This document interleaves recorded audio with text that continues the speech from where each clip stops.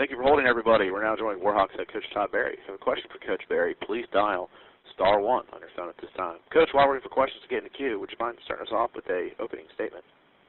Yeah, this open date, as I mentioned last week, came at a real opportune time for us because of some of the injuries that have hit us through the course of the season, and I think it did what we hoped it would do. We got some practices in relation to being able to work with some of our down-the-line guys and felt good about kind of how that went, and we were able to get some people healthy. And based off of how practice went yesterday, those guys make an impact to us, and so we had a good day yesterday, and excited about getting an opportunity to play against a Georgia State team that I think is much better than their record and is continuing to improve on a weekly basis. Thank you, Coach. Your first questions come from Athens, Georgia. Caller, please identify yourself and go ahead. Coach, this is Mark Weiser with the Athens Banner-Herald in Georgia. I wanted to ask you, as a member of the Football Rules Committee, about the targeting penalty. Now that the season is more than halfway over, do you think that penalty should be assessed on the field, even if an ejection is overturned in the replay booth? Well, I'm not on the Rules Committee yet. I go on it actually this year. I'm on the Board of Trustees. Okay. There's been some conversations in the board meetings about how this rule kind of came down, and I think there were some questions within the board in relation to how it's been administered. I think that there's obviously, right now it's radioactive, as you're kind of inferring, I believe, and I don't think there's any question that there's going to be a lot of impetus towards making some adjustments to that rule. I think even the officials are struggling with it at this point in time. I think it was my understanding, based off the information that was passed along to us at the board meeting, was that this was a little bit of a protection for the officials, but I think in the process it's been a little bit more of a lightning rod, and so consequently I think that there'll be there's no question that it's going to be looked at, because I'm sure not just myself being on the Rules Committee this next year, but a lot of other coaches are going to be looking at this thing and wanting some more clarification on exactly why this is what it is.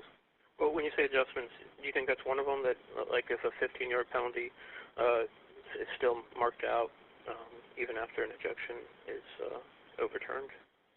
Well, I think that, again, I wasn't a part of the Rules Committee, and so I don't know all the information other than what I received on the board in relation to it. And so, in my mindset, I think that if it's an association with another foul, then I think that we have to obviously continue with, basically there's two fouls on the play. There's a targeting foul and there's another foul. And in relation to, for instance, a late hit. And so I think that there could be two fouls within the same play, and I think we need to view it along those lines. That's my opinion. But now I don't know whatever people on the Rules Committee would think along those lines, and I need to actually hear some more information, I think, in terms of clarifying my own mind about why they did what they did, because obviously from a common sense standpoint, it doesn't make a lot of sense. Okay, thank you. Thank you. Our next questions come from Doug Robertson with the Atlanta Journal-Constitution. Please go ahead, Doug. Hey, Coach, can you just tell me what you see that's good from Georgia State on the film so far? I see an awful lot of good. Quite honestly, before you look at a record and a lot of that's indicative of how you've played. But as the season continues to progress, I think Coach Miles is doing a great job over there. I know him personally, and every week they get better, and I think that's evident in the scores and the competition, the way they've been competing. I think the quarterback's doing a really, really nice job. I think there's some understanding within from the offensive system about who they are right now, and obviously that's a dangerous thing. And then defensively, they're playing extremely hard, and they're throwing their bodies around. The scheme creates some issues, and they've got better every week. And I think that's it shows out on video. And as I told our players yesterday, I said, watch the video. You get too caught up sometimes in records, and the thing that you need to do is just watch teams play. And I think they're getting better each and every week. And obviously they've shown how competitive they are over the last several weeks.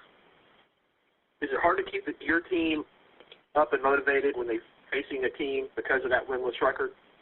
I don't think so right now. And the only reason why I say it is just because we haven't played real well throughout the course of this season, and there's been a lot of reasons for it. But we've had to kind of find ourselves a little bit during the course of the season because some injuries have kind of changed us. And in the process, I don't know that our football team is going to overlook anybody at this point in time. We're hopeful that we're going to, kind of get back to kind of finding ourselves. But the reality of it is, I think, we can't overlook anybody, and so I don't foresee that happening at all. Thank you. Thank you very much, Doug, and thank you, Coach. That's all the questions we have for today. We do appreciate your time. Okay.